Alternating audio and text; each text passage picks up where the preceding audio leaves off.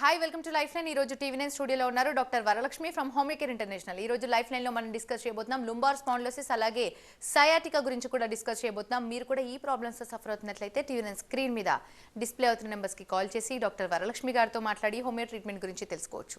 Hi ma'am, welcome to our studio. Hi అండి. Doctor, spondylosis అంటే ఏంటి డాక్టర్? మామూలుగా స్పాండిలోసిస్ అనేది ఏంటంటే స్పైన్ కనుక చూసినట్లయితే స్పైన్ లోపల మనకి చిన్న చిన్న వర్టెబ్రే ఉంటుంది అనమాట. అంటే చిన్న చిన్న వెన్నుపూసలు ఉంటాయి. అయితే ఈ వెన్నుపూసల్లో ప్రతి రెండు వెన్నుపూసల మధ్యన కూడా మనకు ఇంటర్వర్టెబుల్ డిస్క్ అనేటువంటి కుషనింగ్ స్ట్రక్చర్ ఒకటి ఉంటుంది అనమాట. ఇది ఉండడం వల్ల ఏంటంటే మనకు స్పైన్కి స్టేబుల్గా ఉండడానికి కానీ అలానే స్పైన్ యొక్క మూమెంట్స్ అనేవి స్మూత్గా జరగటానికి కానీ మనకి డిస్క్ అనేటువంటివి హెల్ప్ అవుతాయి. అదేవిధంగా సడన్గా వచ్చేటువంటి ఇవి ప్రెషర్ని కానీ షాక్ని కానీ అబ్జర్వ్ చేయడానికి మనకి డిస్క్ అనేటువంటిది హెల్ప్ అవుతుంది అనమాట. అయితే మనకి స్పాండిలోసిస్ అంటే ఏంటంటే ఈ స్పైన్లో ఉన్నటువంటి ఇంటర్వర్టెబ్రల్ డిస్క్స్ ఏవైతే ఉన్నాయో అవి డీజనరేట్ అయినప్పుడు, అంటే వేర్ అండ్ టేర్ ఎక్కువ ఉండడం వల్ల కానీ, లేదంటే ఏజ్ పైబడ్డ వాళ్ళలోనే కానీ, లేదంటే ఎక్కువగా శారీరక శ్రమ చేసే వాళ్ళలో కానీ, బరువులు మోసే వాళ్ళలో కానీ ఈ డిస్క్ డీజనరేషన్ అనేది జరగడం చూస్తూ ఉంటాం. ఈ డిస్క్ డీజనరేషన్ని మనము స్పాండిలోసిస్ అంటుంటాము. ఇది యూజువల్గా ఏజ్ పైబడ్డ వాళ్ళ లోపల ఎక్కువగా మనము ఈ సమస్యని గమనిస్తూ ఉంటాం. ఈ స్పాండిలోసిస్ అనేటువంటిది సర్వైకల్ స్పాండిలోసిస్ మరి లుంబార్ స్పాండిలోసిస్ అని రెండు ఎక్కువ కామన్గా చూస్తూ ఉంటాం. అంటే మనకు మామూలుగా స్పైన్ కనుక చూసినట్లయితే స్పైన్ని మెడ భాగంలో ఉన్నటువంటి ఏరియాని మనం సర్వైకల్ అని, అలానే మధ్య భాగంలో ఉన్నదని డార్సల్ అని, కింద భాగంలో ఉన్నది లుంబార్ అనేసి, తర్వాత సేక్రమ్ అండ్ కాక్సిక్స్ అని ఇలా డివైడ్ చేయడం అనేది జరిగింది. ఈ స్పాండిలోసిస్ అనేటువంటిది ఎక్కువగా మనకు మెడ భాగంలో కానీ లేదంటే నడుం భాగంలో కానీ ఎక్కువ గమనిస్తుంటాం. ఎందుకు ఈ ఏరియాస్లోనే ఎక్కువగా గమనిస్తూ ఉంటాం అంటే ఎక్కువగా మెడని మనము వంచి పనిచేయటం కానీ మెడను ఎక్కువగా యూస్ చేస్తూ ఉంటాయి. దీంట్లో ఎక్కువగా కదలికలు అనేటువంటివి ఎక్కువగా ఉంటూ ఉంటాయి. కాబట్టి మనకు ఈ సర్వైకల్ స్పాండిలోసిస్ అంటే మెడ నొప్పి అనేటువంటిది కామన్గా చూస్తాం. అదేవిధంగా లుంబార్ స్పాండిలోసిస్ కనుక తీసుకున్నట్లయితే ఈ లుంబార్ రీజియన్ లోపల అంటే నడుం భాగం లోపల మన బరువును అంతా కూడా మోసేది మనకు లుంబార్ రీజనే. కాబట్టి ఇక్కడ మనకి అరుగుదల సమస్యలే కానీ లేదా డిస్క్ ప్రొలాప్స్ కానీ లేదా స్టీనోసిస్ లాంటి కండిషన్స్ ఎక్కువగా ఏర్పడడం జరుగుతూ ఉంటుంది. దానివల్ల ఎక్కువగా మనము నడువు నొప్పిని కంప్లైంట్స్ కానీ నడువు నొప్పి పేషెంట్స్ కానీ ఎక్కువగా గమనిస్తూ ఉంటాం అన్నమాట. డాక్టర్, లుంబార్ స్పాండిలోసిస్ని ఎలా డయాగ్నోస్ చేయాలి డాక్టర్? మామూలుగా నడుము నొప్పి అనేటువంటిది చాలా అతి సాధారణమైనటువంటి ప్రాబ్లం అనమాట. ప్రతి ఇండివిజువల్ లోపల కూడా ఏదో ఒక సమయంలో వాళ్ళు నడుము నొప్పితో బాధపడడం అనేటువంటి చాలా కామన్. అయితే ఎప్పుడు దీనిని నడుము నొప్పిని మనము సీరియస్గా కన్సిడర్ చేయాలి అంటే ఎప్పుడైతే మనకి ఈ నడుము నొప్పి అనేటువంటిది ఎలాంటి పెయిన్ కిల్లర్స్ తీసుకున్నా కానీ లేదంటే రెస్ట్ తీసుకున్నా కానీ లేదా హోమ్ రెమెడీస్ వాడినా కానీ లేదా మసాజ్ లాంటివి చేసుకున్నా కూడా ఈ పెయిన్ అనేటువంటిది రిపీటెడ్గా వస్తూ ఉండడము, పెయిన్ యొక్క తీవ్రత అనేటువంటిది డే బై డే పెరిగిపోతున్నట్టయితే కనుక తప్పకుండా దానిని సీరియస్గా కన్సిడర్ చేయాల్సి ఉంటుంది. దీంట్లో లక్షణాలు కనుక మనం చూసుకున్నట్లయితే ఫస్ట్ స్టేజ్లో మనకి నడుము నొప్పితో స్టార్ట్ అవుతుంది. ఈ నడుము నొప్పి ఇంకాస్త మనకి అది అలానే నెగ్లెక్ట్ చేసినట్లయితే అంటే ప్రాపర్ ట్రీట్మెంట్ కానీ మేనేజ్మెంట్ కానీ లేకపోయినట్టయితే కనుక ఆ పెయిన్ అనేటువంటిది కాళ్ళకి రేడియేట్ అవ్వడం అనేటువంటిది గమనిస్తుంటాం. అలాంటి సందర్భాల లోపల మనకి స్పాండిలోసిస్ అనేటువంటిది చూస్తూ ఉంటాం. ఈ స్పాండిలోసిస్ వల్ల ఏంటంటే నడుము నొప్పి నుంచి మనకి కాళ్ళకి అంటే నడుము నుంచి రెండు వైపులా మనకు సయాటిక్ నర్వ్ అనేటువంటిది ఒక పెద్ద నరం వెళ్తుందన్నమాట. అయితే ఇక్కడ ఈ నడుం భాగంలో డీజనరేట్ జరిగినా కానీ లేదంటే స్టీనోసిస్ లాంటి ప్రాబ్లం ఉన్నా కానీ లేదా మన ఈ ఎముకలు నడుంలో ఉండేటువంటి స్పైన్లో ఉన్నటువంటి ఎముకలు ఏవైతే ఉన్నాయో అది అరుగుదలకి లోనైనప్పుడు మనకి ఆస్టియోఫైట్స్ ఏర్పడటం వల్ల ఈ నర్వ్ అనేటువంటిది కంప్రెషన్కి గురవడం చూస్తూ ఉంటాం. ఇలా కంప్రెషన్ జరిగినప్పుడు మనకి ఈ నడుము నొప్పి అనేటువంటిది తొడ నుంచి మోకాల వెనకాల అలానే కాళ్ళలో బొటన వేలు దాకా మనకి ఈ నర్వ్ ఎక్స్టెండ్ అయ్యి ఉంటుంది. కాబట్టి ఈ నరం అంతా కూడా మనకు పెయిన్ రావడం కానీ లేదా కరెంటు షాక్ వచ్చినట్లు అంటే సెన్సేషన్ ఉండడం కానీ ఇంకా సివియర్ కేసెస్లో ఏమవుతుందంటే మనకి ఫుడ్ డ్రాప్ అనేటువంటి ప్రాబ్లమ్ను గమనించవచ్చు. అంటే మనం నడిచేటప్పుడు మన యొక్క నడకలో అంటే మనము వేయాల్సినటువంటి అడుగు పక్కకు పడిపోవటం, అంటే తూలిపోయి నడవటము, లేదంటే ఒకే వైపు వంగి నడవటం అనేటువంటి లక్షణాలను కూడా మనం చూడవచ్చు. కాబట్టి ఎప్పుడు కూడా మనకి నడుము నొప్పి అనేటువంటిది మనకు దీర్ఘకాలంగా ఉంది అంటే 1 మంత్కి పైగా ఉంది, తర్వాత దాని యొక్క సివియారిటీ పెరుగుతుంది అంటే మాత్రం ఏమాత్రం అశ్రద్ధ చేయకుండా డాక్టర్ని సంప్రదించడం అవసరం అండి. Doctor, is lumbar spondylosis serious? Yeah, ఎందుకంటే దీంట్లో మనం ఎప్పుడైతే కనుక లుంబార్ స్పాండిలోసిస్ని మనము కరెక్ట్ టైంలో మనం డయాగ్నోస్ చేసి దానికి ప్రాపర్ ట్రీట్మెంటే కానీ అలానే మెయింటెనెన్స్ కానీ ప్రాపర్గా లేనప్పుడు ఏమవుతుందంటే ఈ నర్వ్ కంప్రెషన్ అనేటువంటిది బాగా జరిగిపోవటం వల్ల ఈ నరం యొక్క పనితనం ఏదైతే ఉందో అంటే మనకి ఈ సయాటిక్ నర్వ్ ఏదైతే ఉన్నదో ఇది మనకి మూత్ర విసర్జన సిగ్నల్సే కానీ అలానే మల విసర్జన సిగ్నల్స్ కానీ బ్రెయిన్కి అందజేసేది సయాటిక్ నర్వ్ అనమాట. ఎప్పుడైతే ఇది కంప్రెషన్కి లోనవుతుందో ఈ నర్వ్ యొక్క పనితనం తగ్గిపోతుందో అలాంటప్పుడు మనకు సిగ్నల్స్ అందడం అనేటువంటిది ఫెయిల్ అవుతుంది. అలాంటి సందర్భాల్లో పేషెంట్ ఏంటంటే సివియర్ పెయిన్తో పాటుగా వీళ్ళకి ఏంటంటే తెలియకుండానే మూత్ర విసర్జన పైన పట్టుదల లేకపోవటము, అలానే బవెల్ మూమెంట్స్ పైన కూడా పట్టు అంటే కంట్రోల్ చేసుకోలేకపోవడం లాంటి సమస్యలు ఫ్యూచర్లో రావటము, అలానే పెరాలసిస్ లాగా అంటే మనకు నరువు కంప్లీట్గా కంప్రెషన్ అయినప్పుడు మనకు పెరాలసిస్ లాంటి అంటే పూర్తిగా నరం యొక్క పనితనం పోయి మనకి ఆ పార్ట్ ఏదైతే ఉందో పూర్తిగా ప్యారలైజ్ అయ్యేటువంటి పరిస్థితి కూడా ఏర్పడుతుంది. కాబట్టి ఖచ్చితంగా ఇది సీరియస్ ప్రాబ్లంగానే కన్సిడర్ చేయాలండి. డాక్టర్, కొంతమందిలో వింటుంటాం కాళ్ళు విపరీతంగా పట్టేస్తున్నాయి, నడవలేకపోతున్నాం, వర్క్ చేసుకోలేకపోతున్నాం, నిలబడలేకపోతున్నాం అని చెప్పినప్పుడు ఈ సిమ్టమ్స్ దేనికి లక్షణాలుగా అనుకోవాలి మనం? కాళ్ళు పట్టేయడము అనేటువంటిది చాలా కారణాలు ఉంటాయండి. అంటే మనకి మామూలుగా కాల్షియం డెఫిషియన్సీస్ ఉన్నా కానీ లేదా కండరాలు బలహీనంగా ఉన్నా కానీ తర్వాత వైటమిన్స్ లోపం వల్ల కానీ కూడా మనకి ఈ ప్రాబ్లం ఉండొచ్చు. లేదంటే ఎక్కువగా ఫిజికల్ స్ట్రెస్ ఎక్కువైనప్పుడు అంటే శారీరక శ్రమ ఎక్కువగా చేసినప్పుడు కూడా మనకి కండరాల నొప్పి అనేటువంటిది రావచ్చు. ఇవి కాకుండా మనకి మామూలుగా ఇతర సమస్యల వల్ల కూడా ఆటోఇమ్యూన్ ప్రాబ్లమ్స్ వల్ల కూడా మనకు కండరాల నొప్పిలా అనిపించడం, అంటే మెయిన్గా మనకి ఏంటంటే ఈ కండరాలు బిగుసుకుపోవడము, లోపల జాయింట్స్ అనేటువంటివి ఇన్ఫ్లమేషన్కి గురి కావడము, దాంట్లో మనకు కండరాలు అంటే కాఫ్ మజిల్స్ అనేటువంటివి పెయిన్ ఉండడం, క్రాంప్స్ రావడం, పట్టేయడం లాంటివి మనం చూస్తూ ఉంటాం అన్నమాట. డాక్టర్, మరి దీనికి ఎలాంటి ట్రీట్మెంట్ అవసరం అంటారు? లుంబార్ స్పాండిలోసిస్కి ఎలాంటి ట్రీట్మెంట్ ఇస్తే బెటర్ అంటారు?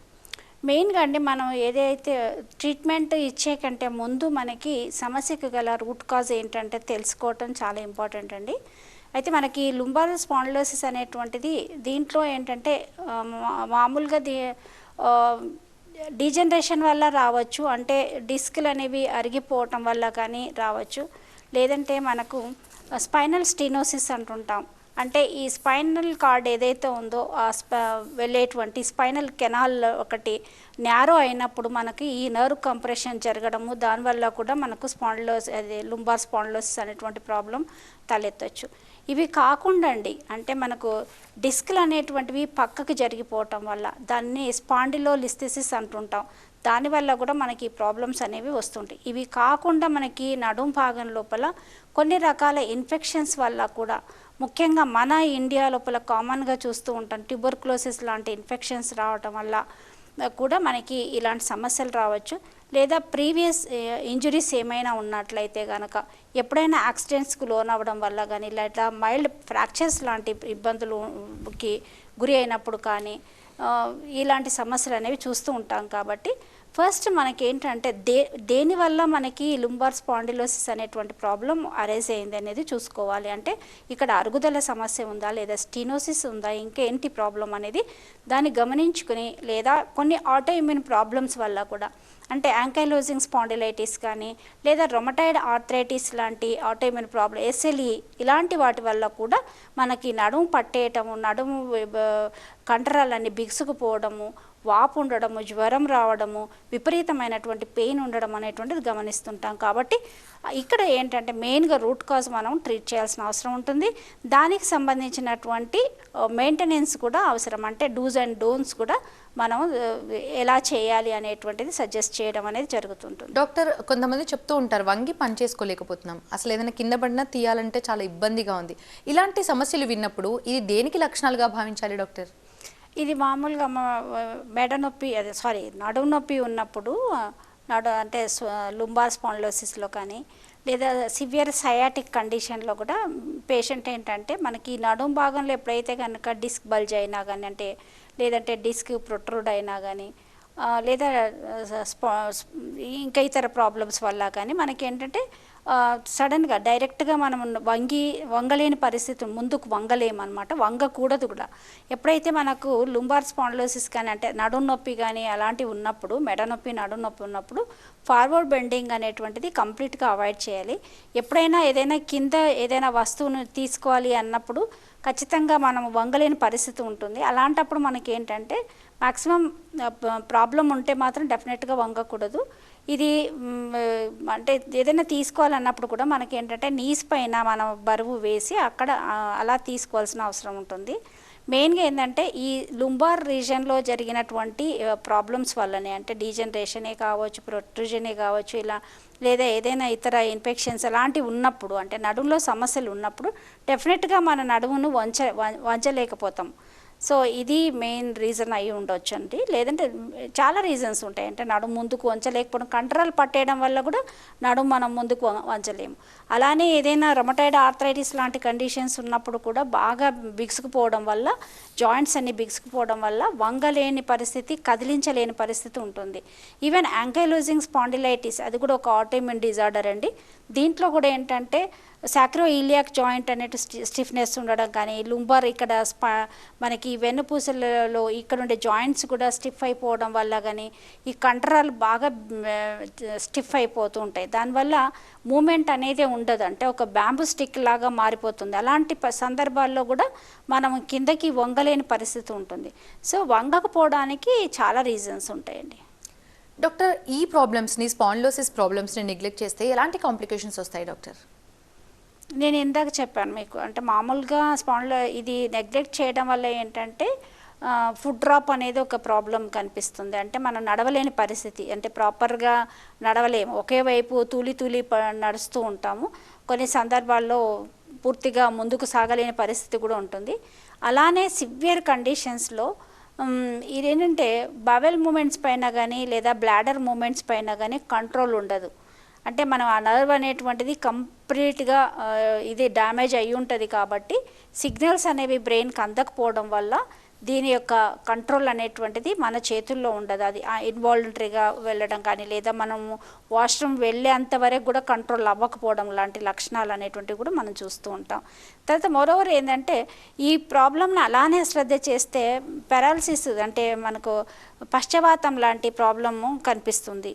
అంటే పూర్తిగా ఆ పార్ట్ అనేటువంటిది కంప్లీట్గా వర్క్ చేయకపోవడం, ఇలాంటి లక్షణాలు మనం గమనించవచ్చండి. డాక్టర్, సయాటికా సిమ్టమ్స్ ఏ విధంగా ఉంటాయి, ఎలా డయాగ్నోస్ చేయాలి? సయాటిక్ అంటే యాక్చువల్గా ఇది ఒక డిసీజ్ కాదండి. మామూలుగా మనకి లుంబార్ రీజియన్లో ఈ లుంబార్ స్పాండిలైటిస్ కానీ లేదా లుంబార్ స్పాండిలోసిస్లో కానీ మనకి ఇక్కడ ఏమవుతుందంటే కంప్లీట్గా ఈ నర్వ్ కంప్రెషన్ సయాటిక్ నర్వ్ అన్నాం కదా, అంటే మన బాడీ లోపల అన్నింటికంటే పెద్ద నరం ఏంటంటే సయాటిక్ నరం. ఈ నరం అనేటువంటిది నడుం భాగం నుంచి మనకు కాళ్ళ కింద వరకు ఉంటుంది.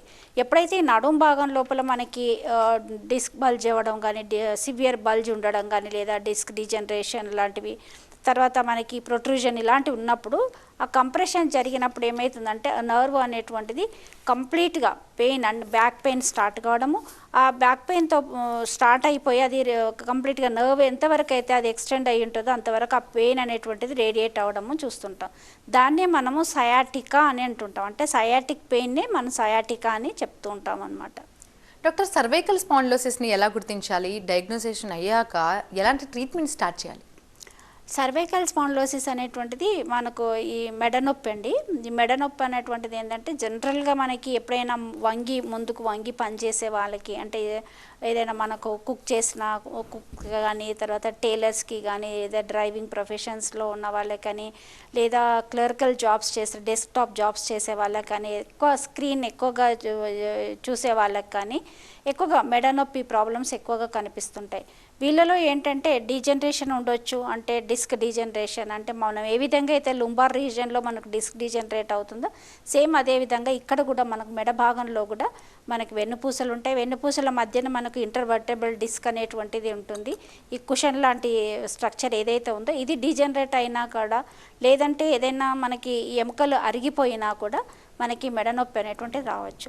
అయితే మామూలుగా ఒక ఫిజికల్గా మనం కొంచెం స్ట్రెస్కి లోనైనప్పుడు, అంటే ఇంటి పనులు కానీ లేదా మన వృత్తి పనులు కానీ ఎక్కువైనప్పుడు మెడనొప్పి రావడం చాలా సహజం. ఎప్పుడైతే మెడనొప్పి అనేటువంటిది మనకు ఒక 3-4 గంటల కంటే ఎక్కువ ఉండడం, లేదా ఒక రోజు 2 రోజుల కంటే ఎక్కువ ఉండి రోజు రోజుకు పెరుగుతుంది అంటే మాత్రం ఖచ్చితంగా అది సర్వైకల్ స్పాండిలోసిస్ అయి ఉండొచ్చు. కాబట్టి ఇది ఏమవుతుందంటే ఈ పెయిన్ అనేటువంటిది అలానే కొన్ని రోజులు అలా ఉంటూ ఇది మెడ నుంచి మనకి భుజాల నుంచి చేతి వేళ్ళకు కూడా పాకేటువంటి ప్రమాదం ఉంటుంది. దీంతో పాటు మనకు తిమ్మిర్లు రావడం, చేతుల్లో తిమ్మిర్లు రావడము, స్పర్శ అనేటువంటిది మెల్లమెల్లగా తగ్గిపోవడము, తర్వాత చేతుల లోపల మనకు అంటే C3 C4 కనుక ఉన్నట్లయితే మనకు బొటనవేలులో మనకి ఈ స్పర్శ అనేటువంటి బొటనవేలు అండ్ ఇండెక్స్ ఫింగర్ లోపల స్పర్శ తగ్గిపోవడము, C5 C6లో కనుకున్నట్లయితే మిడిల్ ఫింగర్, అలానే C6 C7లో కనుకున్నట్లయితే లాస్ట్ 2 ఫింగర్స్ లోపల మనకి స్పర్శ అనేటువంటిది తగ్గిపోవడము, తర్వాత తిమ్మిర్ లాంటి సెన్సేషన్ రావడము, మొద్దుబారినట్టు ఉండడం అనేటువంటి లక్షణాలను మనం దీంట్లో చూడవచ్చు. కాబట్టి ఎప్పుడైతే మనకు మెడ నొప్పి అనేటువంటిది దీర్ఘకాలంగా మనల్ని వేధిస్తుంది అంటే మాత్రం తప్పకుండా మెడకు సంబంధించినటువంటి సింపుల్ ఎక్సర్సైజెస్ చేస్తూ, ఇవి కొంత స్ట్రెంథనింగ్ ఎక్సర్సైజులు అన్నమాట, ఇవి చేయటం వల్ల కొంత పెయిన్ని మనం కంట్రోల్ చేసుకోవచ్చు. అదేవిధంగా సివియర్ కేసెస్ లోపల మనం కాలర్ లాంటివి కూడా యూస్ చేయాల్సిన అవసరం ఉంటుంది. దీంతోపాటు మనము ఈ పెయిన్ కిల్లర్స్ వాడేదానికంటే కూడా, ఎందుకంటే ఈ పెయిన్ కిల్లర్స్ అనేటువంటిది పర్మనెంట్ సొల్యూషన్ కాదు, కాబట్టి ఇలాంటి వాళ్ళకి మనం ఈ చిన్న చేంజెస్ చేసుకుంటూ హోమియోపతి లాంటి ఆల్టర్నేట్ మెడిసిన్స్ వాడడం వల్ల కూడా మీకు చాలా వరకు బెటర్ ఫీల్ అయ్యేటువంటి అవకాశం ఉంటుందన్నమాట. డాక్టర్, మరి లుంబార్ స్పాండిలోసిస్ అండ్ సర్వైకల్ స్పాండిలోసిస్తో బాధపడే వాళ్ళకి లైఫ్ స్టైల్ మాడిఫికేషన్స్ అంటే ఏం చెప్తారు? మెయిన్గా అంటే మనకి ఈ 2 ప్రాబ్లమ్స్ సఫర్ అవుతున్న వాళ్ళు ఇన్ జనరల్గా కనుక చెప్పినట్టయితే మాట్లాడుకున్నట్టయితే కనుక ఎక్కువగా ఫిజికల్ స్ట్రెస్ అనేటువంటిది కరెక్ట్ కాదండి. ఎవరైనా కూడా మన కెపాసిటీకి మించి మనం పని చేయటం వల్ల తప్పకుండా అదొక స్ట్రెస్ కింద కన్సిడర్ అవుతుంది. మెడపై కానీ అలానే నడుంపై కానీ ఎక్కువగా కంటిన్యూస్గా మన డే టు డే యాక్టివిటీస్ ఎలా ఉంటాయంటే ఫార్వర్డ్ బెండింగ్ ఎక్కువగా ఉంటాయి, అంటే ముందుకు వంగి చేసే పనులు ఎక్కువగా ఉంటాయి, కానీ స్పైన్ ఎప్పుడు కూడా వెనక్కి వంచేటువంటి పనులు మనం చేయం. కాబట్టి కొన్ని అలాంటి ఎక్సర్సైజెస్ కూడా చేసుకోవటం అవసరము. తర్వాత ఒక హెల్దీ వెయిట్ మెయింటైన్ చేయడము, కూర్చున్నప్పుడు కానీ పడుకున్నప్పుడు కానీ కరెక్ట్ పోస్చర్స్ మెయింటైన్ చేయడము, ఈ భంగిమ సరిగా లేకపోవటం వల్ల కూడా మనకి కాలక్రమేణా అది కొంచెము ప్రాబ్లమ్స్, అంటే లుంబార్ రీజియన్లో కానీ స్పైన్లో సర్వైకల్ రీజియన్లో కానీ ఇబ్బందులు ఏర్పడే అవకాశం ఉంటుంది. కాబట్టి కూర్చున్నప్పుడు ప్రాపర్ పోస్చర్ మెయింటైన్ చేయడం కూడా చాలా ఇంపార్టెంట్. దీంతోపాటు మనకి ఎక్కువగా ప్రయాణాలు చేసేవాళ్ళు చేయాల్సి రావటం కానీ ఉన్నట్టయితే కానీ, లేదా కంటిన్యూస్గా డ్రైవింగ్ చేయడం కానీ, కంటిన్యూస్గా ఏదైనా వర్క్ను చేయడం, అంటే కంటిన్యూస్గా నిలబడడం కానీ, ఇలాంటివి చేసే వృత్తుల్లో ఉన్న వాళ్ళు ఏంటంటే ఫ్రీక్వెంట్ బ్రేక్స్ అనేవి తీసుకోవాలి. అంటే గంటల తరబడి ఆ పనిని కంటిన్యూస్గా రోజు అదే విధిగా చేస్తూ ఉన్నట్టయితే కనుక ఇది రాను ఇబ్బందులకు దారితీసే ప్రమాదం ఉంటుంది. కాబట్టి ఫ్రీక్వెంట్ బ్రేక్స్ తీసుకుంటే ఏమైందంటే కొంత ఉపశమనం ఉంటుంది. అలానే కొంత మనకి ఇది సివియర్ కేసెస్ లోపల ఖచ్చితంగా లుంబార్ బెల్ట్ కానీ సర్వైకల్ బెల్ట్ కానీ కొంత సపోర్టివ్గా పనిచేస్తుంది. వీటితో పాటు మనకి ఏవైనా వైటమిన్ డెఫిషియన్సీస్ ఉన్నాయా ఖచ్చితంగా తెలుసుకోవాలండి. యూజువలీ మన ఫీమేల్స్ లోపల ఏంటంటే calcium deficiency, vitamin D deficiencies ఎక్కువగా మనం చూస్తూ ఉంటాం. సో అలాంటి డెఫిషియన్సీస్ ఉన్నా కూడా వాటికి సప్లిమెంట్స్ తీసుకోవడం కానీ లేదా ఆహారంలో మార్పులు చేసుకోవటం వల్ల కానీ అది ప్రాబ్లమ్ని మనం చాలా వరకు కంట్రోల్ చేసుకోగలుగుతాం. ఇలాంటి చిన్న చిన్న మార్పులతో పాటుగా డైలీ ఫిజికల్ యాక్టివిటీ అనేటువంటిది చాలా ఇంపార్టెంట్ అండి. అంటే యోగా లాంటివి చేసుకోవటము చాలా హెల్ప్ అవుతుంది. నెక్ ఎక్సర్సైజెస్ కానీ నడుముకు సంబంధించినటువంటి ఎక్సర్సైజెస్ కానీ చేసుకున్నట్లయితే ఇవి మనకు ఆ కంట్రోల్ స్ట్రెంగ్తన్ అవుతున్నాయి.